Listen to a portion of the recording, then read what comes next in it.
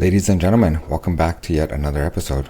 Well, I'm very happy to say that the Waterloo District School Board Director blessed us with another video. This is a rare back-to-back series that he insisted on putting on social media. Obviously, he's an activist, and just like activists who use a microphone to amplify whatever they're saying, he took no time to use social media platform as a way to enhance all the garbage that comes out of his tailpipes and bless anybody who stands in the way with confusion and delusion. Hashtag blessed. Now in this video, Jeewan goes on to create this sob story narrative, and in true fashion, he likes to play the victim. Everything that he says is basically victim oriented, and he typically plays the victim in two ways. One is using race, and two, it revolves around sexuality. Obviously, it's no secret that the Waterloo District School Board pushes gender ideology, and it seems to me like the students have had enough of all this garbage. Let's take a look at this video and see what is happening. It has been a very difficult moment for all of us, from the alleged incident that happened at the University of Waterloo to some of the stuff that's happened in our schools. The reality is that we're all feeling and experiencing a whole variety of emotions. But in particular, if you're a member of the 2S LGBTQIA+ communities, whether you're a child, an adult, someone who works in the region, someone who lives here, we're all experiencing this in very real ways in our bodies. Wow, right off the bat, he says, we're all experiencing this in very real ways in our bodies. What the hell are you talking about?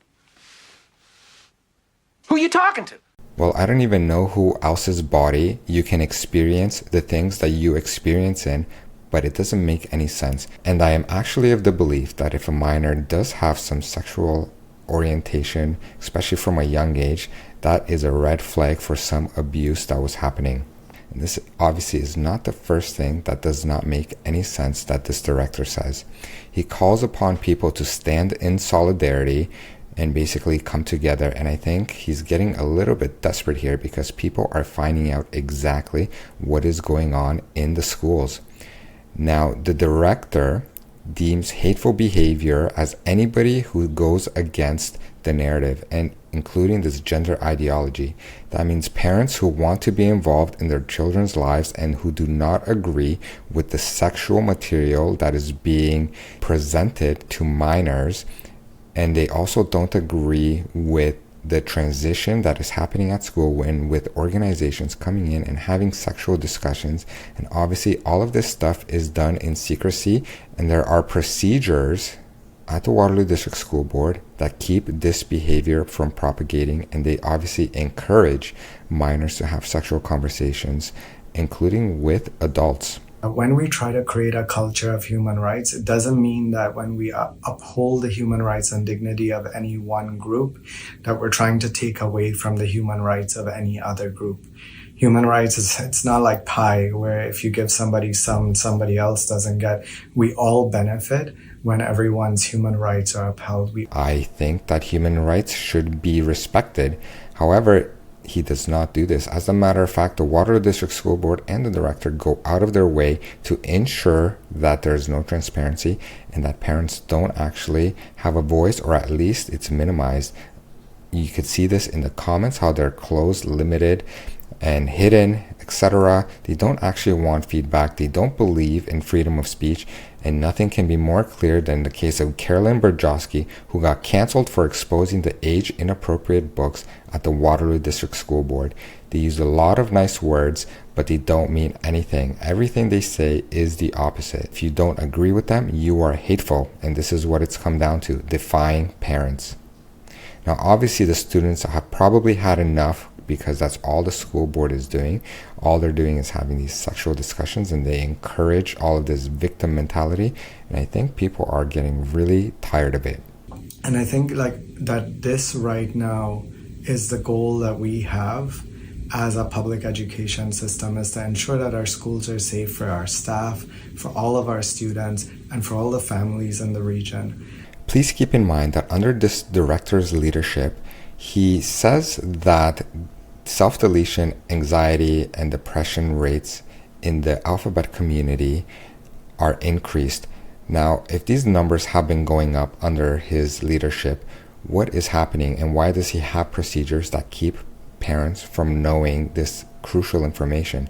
You would think that if this is that important, they would try to involve other people. However, check out this email that was sent to the students. One thing that I've learned from you, from every school that I've visited, is how much you care for one another and how much you're willing to step out and, in fact, sometimes pave the way so adults can follow. I'm asking you to have these conversations and to do your best so we can make the schools an amazing place for every single one of you. Well, I definitely agree that school should be an amazing place, which is why I say don't let the boys go into the girls' washrooms and change room and respect people's privacy. I don't understand how you can say something like this and then allow something else. The other thing is just admitting that there's a mental health crisis and then saying something like paving the way for adults to follow. I don't understand how you can have both mental crisis people and having those people lead the way. Obviously, this director has no idea on how to deal with this, and he's basically shrugging his shoulders and says, you're going to have to figure this one out. Why don't you guys teach me something? If you're having challenges or these issues may be affecting you personally, we want you to know that there is help available. You are not alone. Please speak to an adult in your school building or check our website where we have some more resources to help. Honestly, the first person that students should speak to is not an adult in the school building. They should be directed to speak to their parents. Their parents. Once again, the school board upholds this idea that they know better than parents, and parents are hateful and bigoted, and that they need to be educated.